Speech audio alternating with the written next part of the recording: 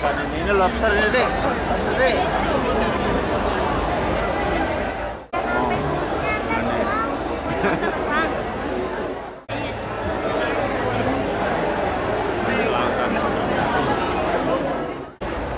Dan tentunya Bapak Ibu Biro Administrasi Pemilihan bukan hanya bicara terkait dengan yang monoton di itu saja, tetapi kita juga memiliki bidang yang luar biasa. Ibu Gubernur, Bapak Wakil Gubernur, dan Bapak Sekda Provinsi Jawa Timur tentunya, sehingga kita selalu memberikan layanan yang terbaik di setiap harinya, di setiap tugas-tugas kenegaraan yang beliau lakukan. Untuk itu kami undang Bapak Ibu untuk hadir bersama-sama kami di Biro Administrasi Pimpinan. Kami persilahkan, Bapak Ibu akan mendapatkan penjelasan dari rekan-rekan yang luar biasa terkait dengan inovasi Integrated Executive Briefing yang telah dilakukan oleh Biro. Sekali Dinas Kominfo Provinsi Jawa Timur, dan merupakan suatu kehormatan Bapak Wagub bersedia dan berkenan untuk mengunjungi stand kami. Silakan Bapak untuk nickname rumahnya Ibu. Bapak.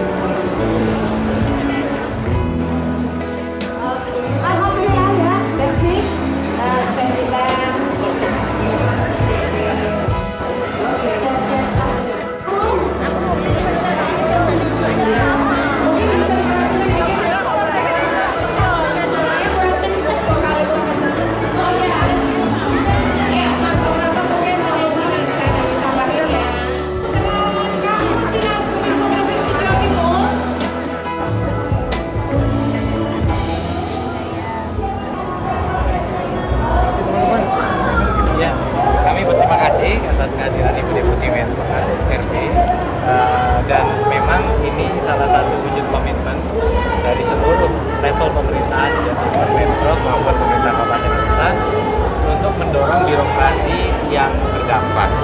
Ya. Jadi bagaimana kemudian inovasi ini menjadi terobosan untuk melayani publik dengan lebih baik. Nah, kan yang penting ini adalah membangun ekosistem. Adanya apresiasi, ini tujuannya bukan sekedar mengejar penghargaan, tapi memberikan insentif kinerja bagi mereka, agensi atau instansi yang mau berinovasi untuk melayani publik lebih baik. Yang menilai dewan juri yang profesional, ya, ada guru besar, ada juga pakar dari lembaga internasional, semua terlibat untuk menilai bagaimana inovasi ini benar-benar membawa dampak. Nah, ini dengan bimbingan dari Ibu Deputi yang memang selama ini memberi guidance dimulai dari pertama mau pelayanan publik hingga sekarang tentunya inovasi-inovasi yang alhamdulillah di Jawa Timur bukan hanya untuk lomba-lombaan, tapi sampai hari ini inovasinya terus diterapkan untuk membuat pelayanan publik. Pak Emil, ini tahun ke-8, perkembangan sejauh ini ke depannya akan bagaimana?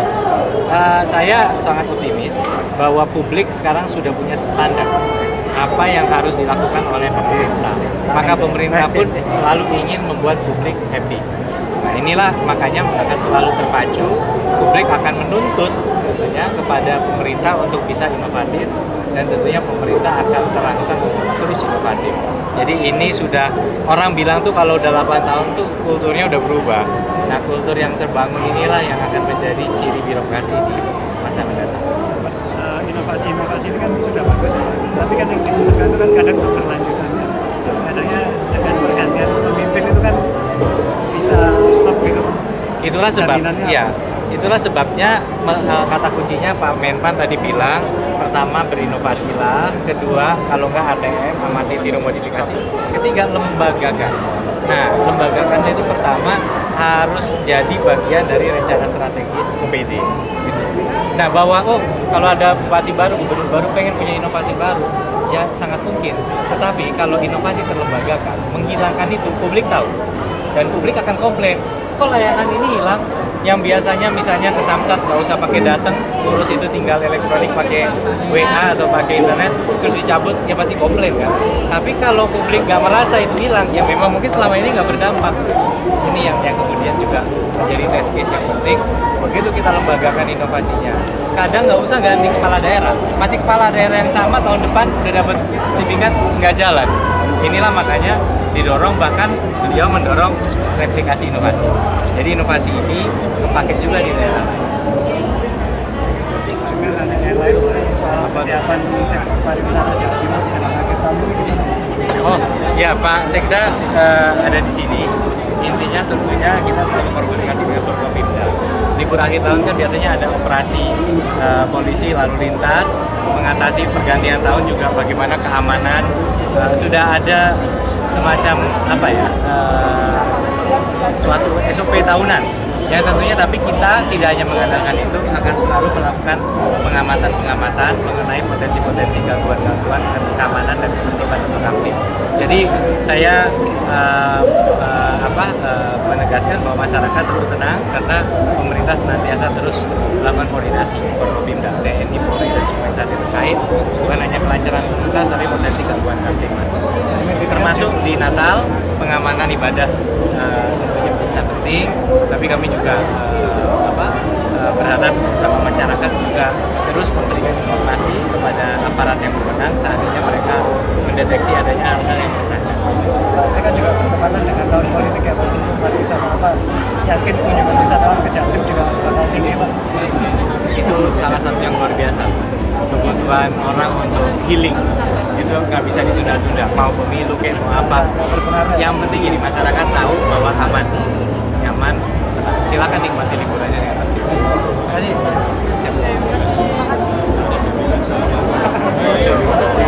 Nganterin aja.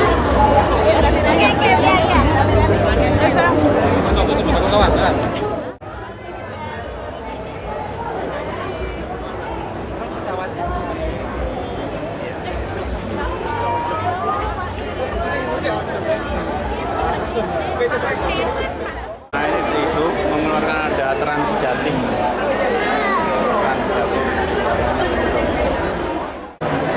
Organisasi Jawa Timur.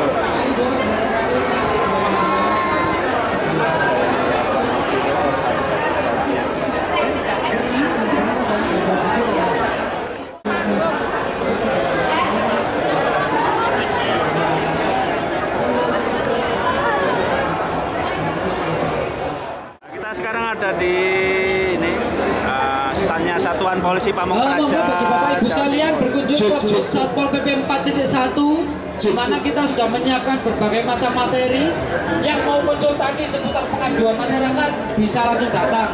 Yang mau ngambil souvenir bisa juga langsung datang. Yang mau ikut kuis juga bisa langsung datang. Pokoknya di sini lengkap lah. Kita melaksanakan pelayanan, kita melayani teman-teman pengunjung yang ada di booth ini untuk sama-sama mengenal lebih dalam apa Satpol PP itu sendiri. Khususnya Satpol PP, harapan kita di masa yang akan datang, Mas Ada. Benar. Satpol PP 4.1. Benar. Di Gofabri tahun 2023 ini Ya. kita membawa tema Satpol PP 4.1. Apa itu Satpol PP 4.1, Mas Ada? Satpol PP yang lebih canggih, lebih modern, satu langkah di zamannya seperti itu. Satpol PP 41 ini menggunakan Ya betul.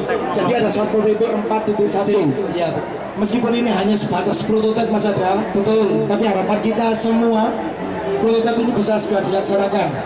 Dan nantinya Satpol PP ataupun anggotanya yang disebut dengan Pol PP akan dibekali dengan teknologi yang sangat canggih dan lengkap. Benar sekali. Mulai dari ujung kepala hingga ujung kaki. Betul. Apalagi zaman sekarang ini kita udah bahas yang namanya artificial intelligence. Benar. Harapannya ke depan Satpol PP pun juga melaksanakan tugas menggunakan teknologi terkini. Teknologi terkini. Bisa kita lihat Mas Ada, mulai dari kacamatanya ini Mas Ada. Sudah bisa kelap-kelip itu Mas Galim. Nah, ini harapannya nanti ke depan kacamatanya sudah bisa mengidentifikasi semua orang terkait dengan gangguan trantibum. Jadi kalau ada penanganan unjuk rasa, kita hanya menggunakan kacamata ini, kita lihat tatapan mata, retinanya masuk, kita langsung bisa mengidentifikasi KTP-nya. Betul. Kemudian kita juga ada HT, semacam mic ini gunanya nanti kita mengganti fungsi HT yang selama ini HT manual. Dengan adanya mic ini kita langsung bisa komunikasi secara langsung baik di makro maupun di personil antar personil. Iya, jadi langsung lebih otomatis. Yang jelas kalau untuk polisi itu Pak, dia lebih ke keamanannya. Kalau ke Satpol PP dia lebih ke tertiban umumnya, ke tertibnya seperti itu Pak. Oke. Pokoknya kalau ada gangguan ketertiban umum di sekitar tempat tinggal Bapak Ibu sekalian yang mungkin mengganggu, ini udah jam malam tapi kok belum pada bubar gitu nggih. Itu bisa nanti hubungi nomor call sigapnya Satpol PP provinsi atau mungkin bisa melakukan aduan melalui Instagram, Facebook. Di Facebook nanti akan ditindaklanjuti dan dikoordinasikan dengan Satpol PP yang ada di Kabupaten Jenengan. Sesuai dengan Jadi melalui pengaduan nanti ada respon langsung dari Pol PP dan turun gitu. Betul. Iya. Karena setiap pengaduan kan nanti Bapak dimintai alamat juga ke Pak, identitas juga. Ya. Jadi pasti insya Allah nanti akan tersampaikan juga ke Bapak personilnya gitu. Ya ini nanti yang untuk ini Pramuka. Saka Praja. Kebetulan untuk Satpol PP ini, Satpol PP Provinsi Jawa Timur sedang menggiatkan rintisan Saka Prajawibawa. Jadi bagi Bapak Ibu sekalian yang mungkin punya anak di tingkat penggalang, pandega yang mau bergabung di Saka Prajawibawa nggak bisa, nanti silakan ada kontaknya di sini, dihubungi aja. Nah, melalui Instagram, Facebook atau website Satpol PP Provinsi Jawa Timur. Penggalang ya, berarti mulai SMP. Penegak dan pandega Pak, dari SMA dan kuliah. Oh, mulai SMA berarti masuk ke sakaan itu ya. Cek nih. Iya. SMA sampai mahasiswa. Ya. Untuk ini secara singkatnya kira-kira yang membedakan Saka Prajawibawa dibandingkan dengan kesakaan yang lain, misalnya di Saka Bayangkara apa?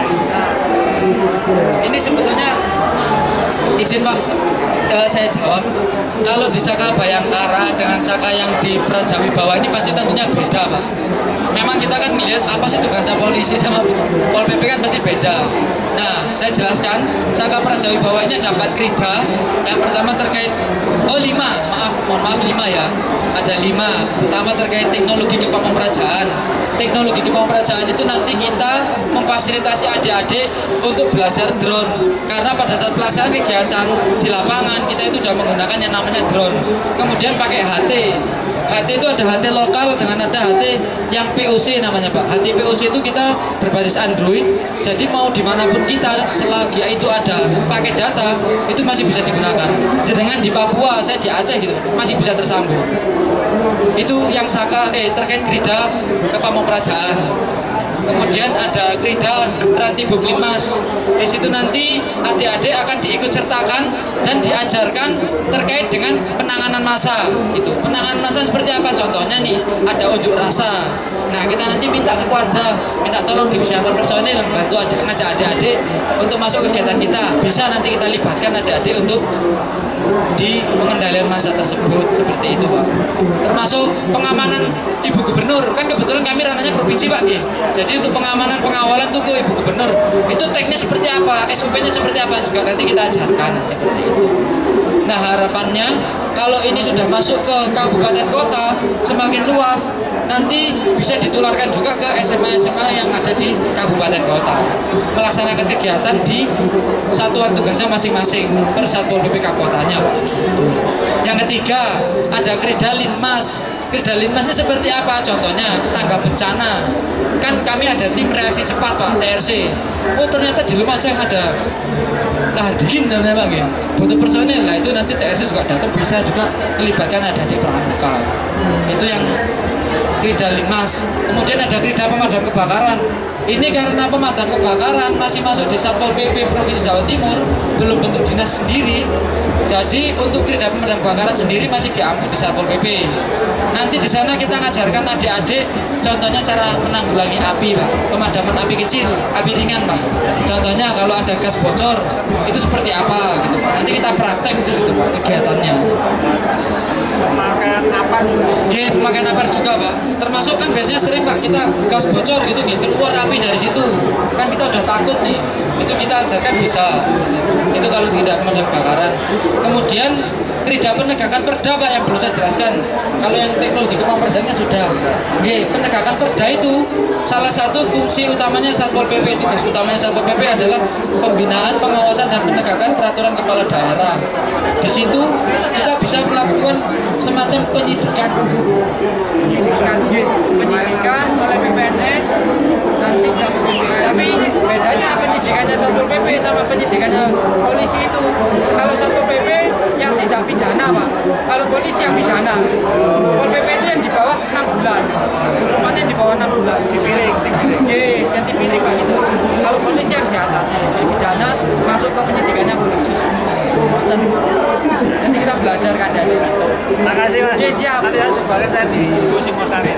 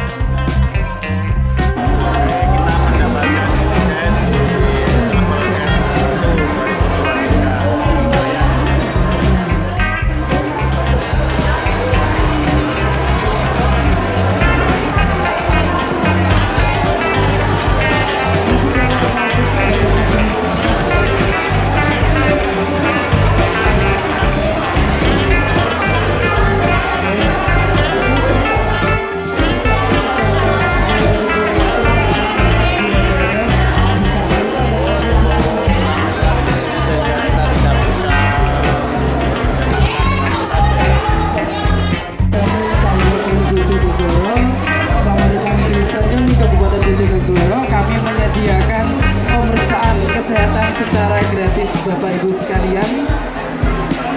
Bisa memeriksa kesehatan, cek dari gula darah, kolesterol, asam urat dan juga tensi. Selain itu kami juga menyediakan kesehatan mata, cek kesehatan mata dan juga kesehatan kulit.